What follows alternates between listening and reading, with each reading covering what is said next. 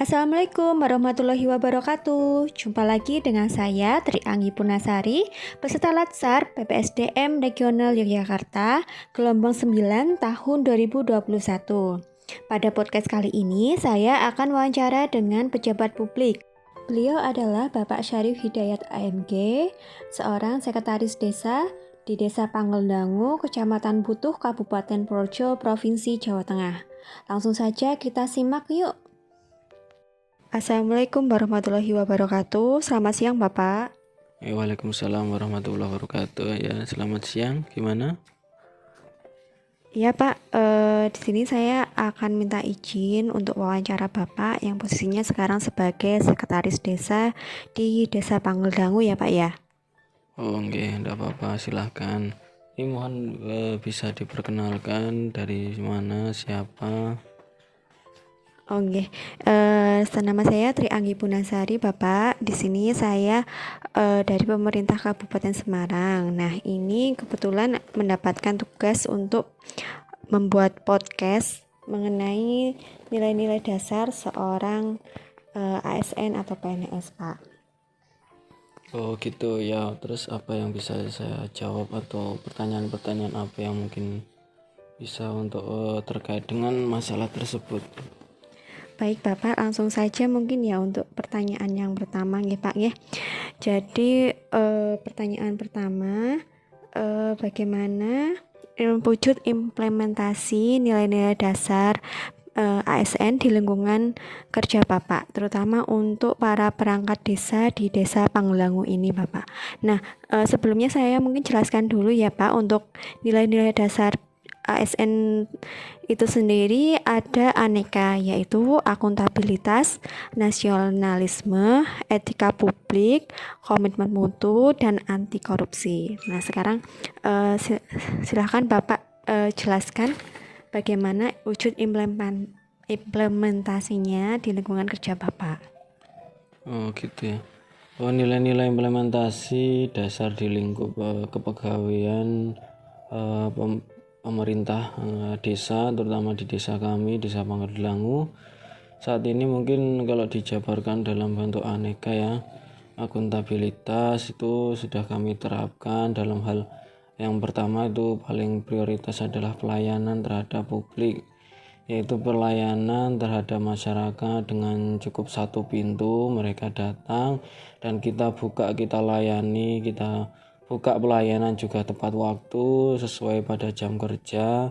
Kita sudah berusaha untuk tutup juga pada waktu mereka bisa datang sesuai saat jam kerja. Kemudian ada pertemuan itu baik dengan lingkup kecil, dari lingkup RT, RW, kemudian sampai desa yang melibatkan banyak masyarakat. Kita selalu rutin untuk melakukan pertemuan dalam terutama untuk membuat musyawarah untuk memperoleh mufakat. Kemudian kita juga mengikuti kegiatan pertemuan yang diadakan oleh lingkup kecamatan, kemudian kabupaten dan organisasi-organisasi instansi yang terkait dalam sebuah kepemerintahan seperti itu. Nah, itu mungkin dalam sebuah akuntabilitas. Nah, untuk nilai berikutnya apa? Aneka ya. Nasionalisme. Untuk nilai-nilai nasional yang kami terapkan dalam lingkup pemerintahan. Di sini ada misal hal yang tidak jauh dari waktu perayaan Hari Kemerdekaan tahun ini. Di sini juga ada sebuah tradisi tirakatan, yaitu berdoa bersama mendoakan para pahlawan yang sudah gugur, dan tradisi tirikatan ini juga dilakukan kemarin tentunya di saat pandemi. Kita tetap melakukan dengan prokes yang ketat juga serta memakai masker, menyediakan alat bahan yang untuk cuci tangan dan menjaga jarak. Juga perwakilan kita undang, tidak semua warga namun hanya beberapa perwakilan mengingat dalam masa pandemi seperti ini. Kemudian nilai-nilai gotong royong dalam hari kemerdekaan ini, nasionalisme yang kita terapkan seperti membersih-bersih, kemudian bahu-membahu membangun sebuah yang kita di sini mungkin yang kita salah satunya jalan-jalan desa, kemudian mengadakan kerja bakti setiap awal bulan. itu kerja bakti. Kemudian apalagi dalam hal kebersihan kita terapkan dengan ketat seperti itu. Nah, untuk berikutnya etika publik. Dalam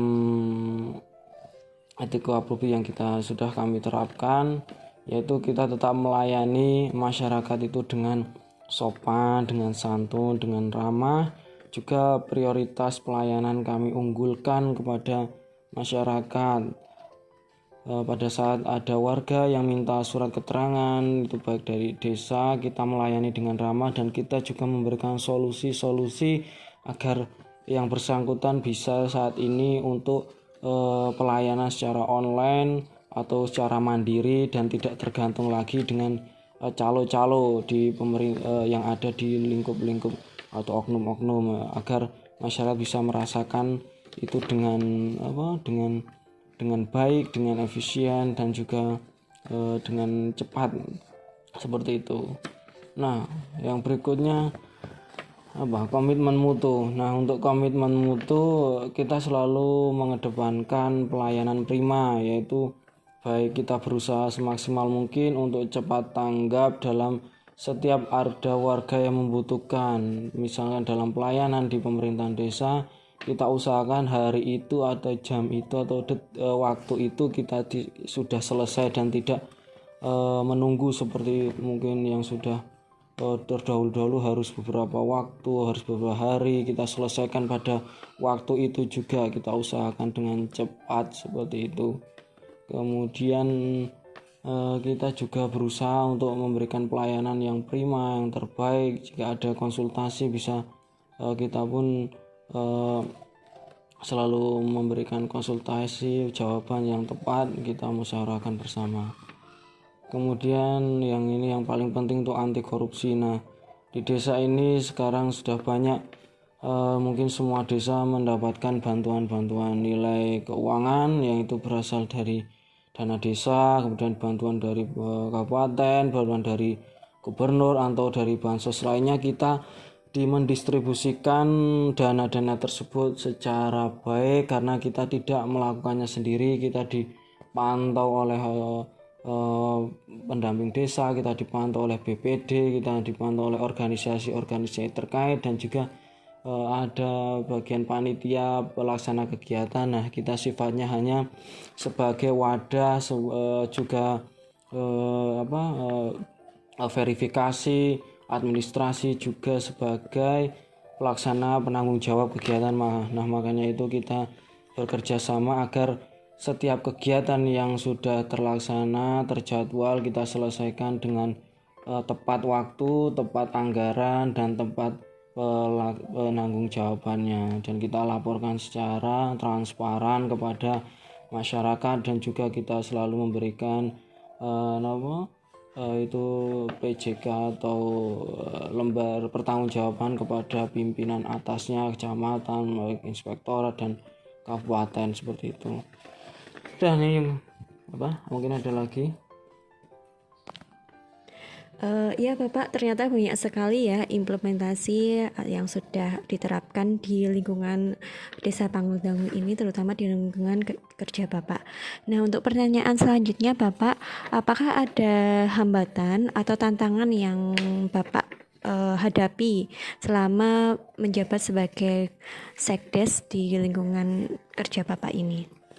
Nah, untuk hambatan saat ini yang pertama memang saat ini adalah dari SDM ya, karena ini program kerja aplikasi pengerjaan di desa itu secara sudah berbau aplikasi online ataupun sistem TI. Nah, sementara masih ada sebagian besar pegawai kami itu adalah masih di pegawai yang mungkin masih sedikit ya gaptek atau ada hal yang lain, maka jadi untuk pekerjaan yang itu dibebankan mungkin pada orang-orang, jadi tidak bisa terselesaikan dengan waktu. Tapi kami selalu berusaha untuk memberikan ilmu secara sabar kepada mereka yang dulunya belum mengenal teknologi saat ini, seperti itu. Kemudian kita juga untuk hambatan itu kita sudah berusaha untuk menganggarkan apa ya itu istilahnya pengangkatan pegawai baru ya. Kita meminta untuk pegawai baru yang dari lingkup sarjana terutama agar bisa mengimbangi tingkat beban kerja di tahun ini dan tahun masa depan yang begitu akan banyak seperti itu. Kemudian dana desa yang saat ini juga banyak kita mungkin ada sedikit ini ya banyak kegiatan sehingga karena administrasi yang belum ini belum tersosialisasikan dengan baik di lingkup pegawai kami sehingga ini banyak pelaporan yang agak terhambat seperti itu. Nah mungkin itu. Oh iya. Iya baik Bapak. Kemudian Bapak, menurut Bapak adakah resiko jika penerapan nilai-nilai dasar tadi, aneka tadi, tidak dilakukan di lingkungan kerja Bapak ini? Resiko misal itu tidak dilakukan di lingkungan ini, mungkin yang pertama adalah kedepannya tidak ada yang menghargai jasa pahlawan, terjadi perpecahan pendapat, perbedaan di lingkungan masyarakat kami, dan juga kami bekerja atas dasar pelayanan publik dan kami juga sangat membutuhkan nilai atas nilai kepercayaan, nilai penghargaan dari masyarakat yang kita layani saat itu, dan makanya gitu kita harus benar-benar untuk seperti itu ya meningkatkan atau mempertahankan nilai-nilai dasar yang sudah dilakukan saat ini dengan baik seperti itu agar tidak terjadi hal-hal yang mungkin kurang baik di mata masyarakat terhadap pemerintah desa saat ini itu. Ya, terima kasih Bapak. Kemudian untuk yang terakhir nih Pak, adakah pesan-pesan dari Bapak untuk ASN zaman sekarang, terutama untuk saya sendiri Bapak? Apakah pesan-pesan yang bisa Bapak sampaikan? Nah untuk pesan-pesan kami kepada ASN baru inilah yang pertama selalu jaga motivasi semangat dalam hal bekerja. Kemudian ASN itu adalah bagian dari pelayanan publik, maka bekerjalah dengan penuh ikhlas kepada masyarakat karena kita adalah bekerja untuk sebagai pengabdi negara. Kemudian kerjakan salah satu laporan itu tepat pada waktunya dan sebisa mungkin setiap pekerjaan jangan ditunda walaupun hari itu kerjakanlah sedikit demi sedikit seperti itu. Selesaikan pekerjaan dan terutama untuk bagi ASN yang mengurus bagian penganggaran, anggaran dan sebagainya, lakukanlah bertanggungjawab anggaran dengan bijaksana, dengan transparan, dan yang terakhir adalah selalu amanah dalam memegang sebuah jabatan di lingkungan instansi masing-masing. Nah seperti itu mungkin yang bisa kami sampaikan kepada adik-adik semua. Semoga kedepannya bisa negara ini tetap bisa tumbuh dan tangguh sesuai program kemerdekaan usia kemerdekaan tahun ini untuk bangsa Indonesia. Amin amin ya rabbal alamin. Terima kasih Bapak untuk waktunya dan kesediaannya untuk diwawancarai.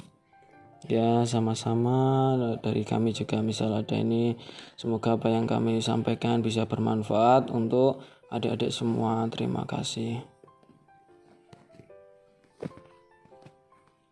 Demikian tadi podcast dengan Bapak Syarif Hidayat mengenai implementasi nilai-nilai dasar ASN. Semoga bermanfaat bagi kita semua. Sampai jumpa lagi. Wassalamualaikum warahmatullahi wabarakatuh.